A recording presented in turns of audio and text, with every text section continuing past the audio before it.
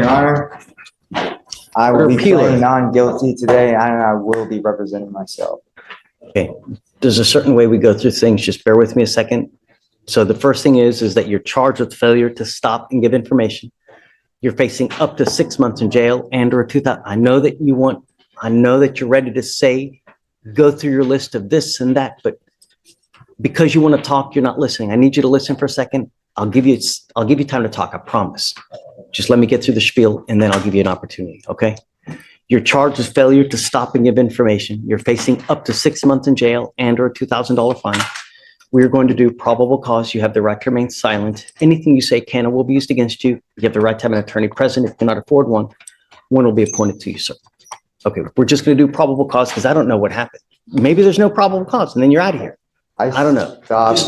Stop. You have the right to remain silent. Exercise that. They're DAs.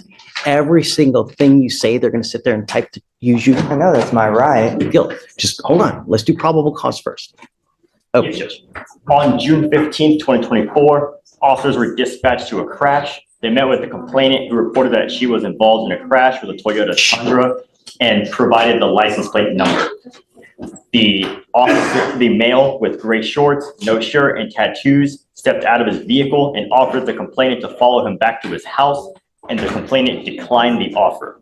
The defendant then left the scene without giving any information and sideswiped the complainant's vehicle a second time. The officers began to head to the car's registered address, 0.4 miles away, when they received a second call for help at the address they were headed to. At the address, a male matching the description provided by the complainant was having a mental episode in front of his house. The defendant admitted to driving and leaving the scene without giving information. The damage is approximately $2,000. Okay. All right, Mr. Peeler, I'm going to find that there's probable cause to go forward with your case. How old are you, sir? So on June 15th, I was in a state of psychosis, and I have documentation of the settlement that took place for the liability property damage which occurred on that incident. I have the claim number in front of me if you need it, Your Honor, for that settlement. I have the mental health crisis documentation discharge summary provided by the Harris County Constable living at 13800 Lake Superior Lane if you need that. Probable cause is a big deal here. It basically means the judge believes there's enough evidence to move forward. For the audience, imagine being told your case is officially on the record. This is the moment things start getting serious. Can talk with you, get to know you, find out what happened, and then they can approach the state to try to, see what's going on. But I'm disabled and I don't want to be, and I never was. Just don't say anything. Warrant at all. I never received anything in the mail, not once. So how can sometimes cases work like that? Sometimes a person is involved in some kind of situation where a warrant will not issue immediately to where they get taken into custody at that time. Well, those are called in the mail, so I assume that I would have received something. Never assume anything. You're right. Never assume anything. But let's do this. I can have you talk to a lawyer here momentarily. You can explain your situation to the lawyer. The lawyers can talk to the DA, and then we can work something, okay? So just hold on. I agree. I don't want you to say anything because there are a bunch of DAs here, and everything you say, they're going to use it against you. I will give you the opportunity, but first let me have you talk to. Notice how the judge carefully reads her rights. This is standard, but super important. The audience, think about it. Even small statements here could be used later in court. Always know your rights. Lawyer. Be patient, though. I've got 150 people here, Mr. Peeler, okay? So just be patient, okay? Failure to, well, I actually did stop. I mean, for the record, we both have exchanged words outside our vehicle. Okay, come on. Proctor, Bessie. Good morning, Ms. Stokes. Ma'am, you're charged with theft. You're facing up to 6 months in jail and or a $2,000 fine. We're going to do probable cause. You have the right to remain silent. Anything you say can or will be used against you. You have the right to have an attorney present. If you cannot afford one, one will be appointed to you, ma'am. Yes, Judge. On October 31st, 2024, the officer was dispatched to a Walmart in Harris County, Texas, in regard to a theft.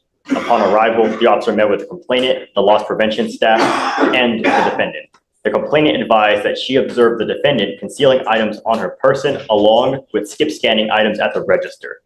The complainant then observed the defendant proceed to walk out of the store, passing all points of sale. Total cost was $49.92. Stokes, I'm going to find that there's probable cause to go forward with the case. I'm barring you now, and I'm ordering you not to go to any Walmart for any reason. You understand? If I find that you go to Walmart and I don't care what your reason is, I'm going to put you in jail. You will not get any more PR bonds. You're already on bond for a felony theft as it is now. It's very possible they revoke your bond and issue a felony warrant for your arrest. What happened with the felony theft that she's on now? Your Honor, on the felony theft, it says that the officers were on patrol and ran the vehicle through NCIC and noticed the vehicle was reported stolen. The traffic stop was conducted. The driver of the vehicle was identified as the defendant. The complainant identified herself as the sales manager of the auto dealership and stated the defendant came into her office to purchase the vehicle for $11,000. The complainant stated the defendant presented 3 money orders for $1,000 each as down payment. The complainant stated they only allowed the defendant to leave with, they allowed the defendant to leave with the vehicle. The complainant stated several days later she found out the money orders were stolen. The complainant contacted the defendant and told her to return the vehicle immediately, which were ignored. And I see that she has yet another one from March of this year as well. Same thing. Let me see, Your Honor. In that incident, she used stolen identifications and rented a car for 1 day and was supposed to return it, but failed to return the vehicle. I'm ordering you not to drive.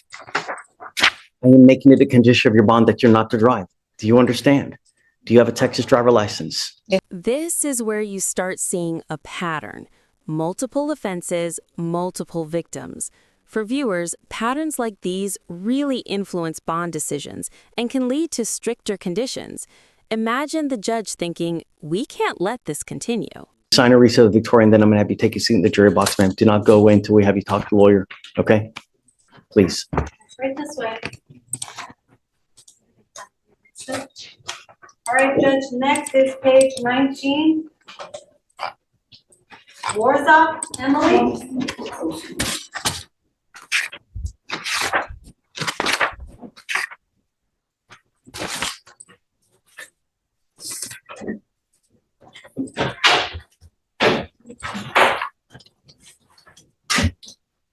Is it Miss Warzebach? Warzebach. Miss Warzebach, you're charged with theft. You're facing up to 6 months in jail and or a $2,000 fine. We are going to do probable cause. You have the right to remain silent. Anything you say can or will be used against you.